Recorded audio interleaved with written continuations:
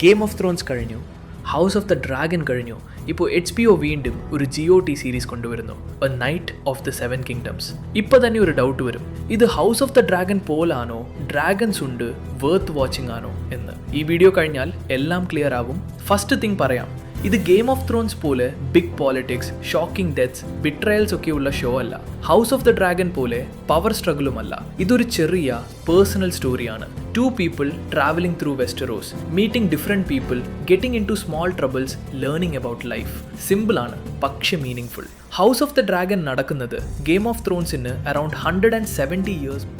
ടർഗേരിയൻസ് peak പവറിൽ, dragons everywhere, dance of the dragons, civil war time. A Knight of the 7 Kingdoms നടക്കുന്നത് അതിനുശേഷം Game of ത്രോൺസിന് around 90 years മുണ്ട്. സിമ്പിളായി പറഞ്ഞാൽ ഹൗസ് ഓഫ് ദ ഡ്രാഗൺ കഴിഞ്ഞു ഓൾമോസ്റ്റ് 70 to 80 years ലേറ്റർ ആണ് ഈ സ്റ്റോറി. സോ ഓർഡർ പറഞ്ഞാൽ ഹൗസ് ഓഫ് ദ ഡ്രാഗൺ, പിന്നെ A Knight of the 7 Kingdoms, പിന്നെ ഗെയിം ഓഫ് ത്രോൺസ്. ഇപ്പോൾ എല്ലാവരും ചോദിക്കുന്ന മെയിൻ ക്വസ്റ്റ്യൻ, ഡ്രാഗൺസ് ഉണ്ടോ? ഓണസ്റ്റ് ആൻസർ പറയട്ടെ, ഇല്ല, ഓൾമോസ്റ്റ് ഇല്ല.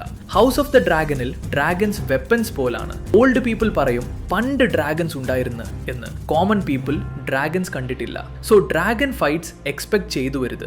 ഈ സീരീസ് ബേസ് ചെയ്തിരിക്കുന്നത് ജോർജ് R.R. മാർട്ടിനിന്റെ Tales of Dunk and Egg എന്ന സ്റ്റോറീസ് ആണ്. സീസൺ 1 മെയിൻലി അഡാപ്റ്റ് ചെയ്യുന്നത് The Hedge Knight. World save ചെയ്യുന്ന സ്റ്റോറി അല്ല, അയറൺ ത്രോൺ ക്യാപ്ചർ ചെയ്യുന്ന പ്ലോട്ട് അല്ല, ഇതൊരു ജേർണി സ്റ്റോറിയാണ്. Main character Sir Duncan the Tall, Dunk എന്ന് വിളിക്കും. ഡങ്ക് റിച്ച് അല്ല, റോയൽ ബാക്ക്ഗ്രൗണ്ട് ഇല്ല, ബിഗ് ഹൗസ്, സപ്പോർട്ട് ഇല്ല. ഇവനൊരു ഹെഡ്ജ് നൈറ്റ് ആണ്. പ്രോപ്പർ ട്രെയിനിങ് ഇല്ല, എഡ്യൂക്കേഷൻ കുറവ്. പക്ഷെ ഇവനിക്കൊണ്ടൊരു കാര്യം, ഹാർട്ട്. ജസ്റ്റിസ് വേണം, ബുലിയിങ് ഇഷ്ടമല്ല, വീക്ക് പീപ്പിളിന് പ്രൊട്ടക്ട് ചെയ്യണം. ടൈറ്റിൽസ് ഇല്ല, പക്ഷെ ഇവൻ തന്നെ ട്രൂ നൈറ്റ് ആണ്. Next character Egg. എഗ് ഒരു സ്മോൾ ബോയ് ആണ്, സ്മാർട്ട് ആണ്, നോട്ടി ആണ്, ക്വസ്റ്റ്യൻസ് ഫുൾ. ഡങ്കിന്റെ സ്ക്വയർ ആണ് ഇവൻ. ഇനിഷ്യലി ഇവനൊരു സിമ്പിൾ കിഡ് പോലെ തോന്നും, പക്ഷെ സ്ലോലി നമ്മൾ മനസ്സിലാക്കും എഗ് ആക്ച്വലി ടർഗേരിയൻ റോയൽ ബ്ലഡ് ആണ്, ബിഗ് ഡെസ്റ്റിനി ഉള്ളവനാണ്. ഈ രണ്ടുപേരുടെ ഫ്രണ്ട്ഷിപ്പ് ആണ് സീരീസിന്റെ സോൾ.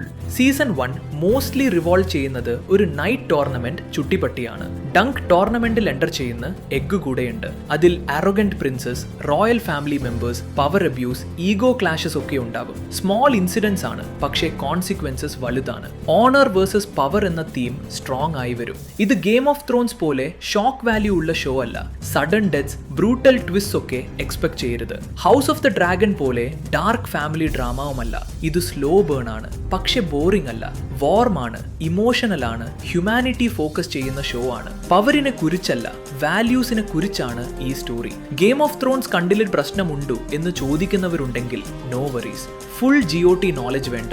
അയറൺ ത്രോൺ എന്താണെന്ന്, ടർഗേരിയൻസ് ആരാണ്, നൈറ്റ്സ് എന്താണെന്ന് അറിഞ്ഞിരുന്ന മതി. ന്യൂ വ്യൂവേഴ്സിന് ഫ്രണ്ട്ലി ആണ്. സോ ഫൈനലായി പറഞ്ഞാൽ ഡ്രാഗൺസ്, വാർ, ബ്ലഡ് ഷെഡ് വേണമെങ്കിൽ ഇത് നിങ്ങൾക്കല്ല. പക്ഷേ strong characters, emotional bonding, meaningful story ടെല്ലിംഗ് ഇഷ്ടമാണെങ്കിൽ ഇത് പെർഫെക്റ്റ് ആണ്. ഗെയിം ഓഫ് ത്രോൺസ് യൂണിവേഴ്സിൽ ഒരു ക്വയറ്റ്, സോൾഫുൾ സ്റ്റോറി പോലെ ഫീൽ ചെയ്യും. സോ ഇതാണ് A Knight of the 7 kingdoms അറിഞ്ഞിരിക്കേണ്ട മെയിൻ തിങ്സ്. സ്ലോ ആണ്, പക്ഷേ ഹാർട്ട് സ്ട്രോങ് ആണ്. വീഡിയോ ഇഷ്ടപ്പെട്ടെങ്കിൽ ലൈക്ക് ചെയ്യുക, ഷെയർ ചെയ്യുക, സബ്സ്ക്രൈബ് ചെയ്യുക. നെക്സ്റ്റ് വീഡിയോയിൽ കാണാം.